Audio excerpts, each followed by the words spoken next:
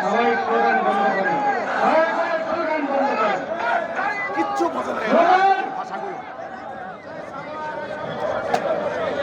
বিসমিল্লাহির রহমানির রহিম।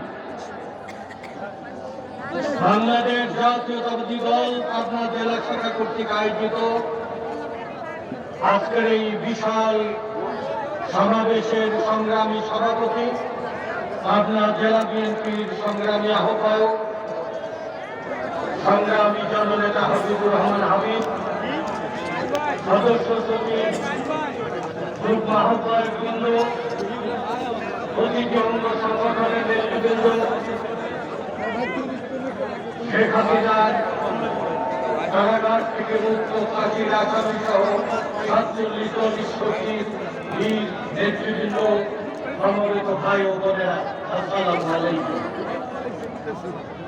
গত ১৭ বছর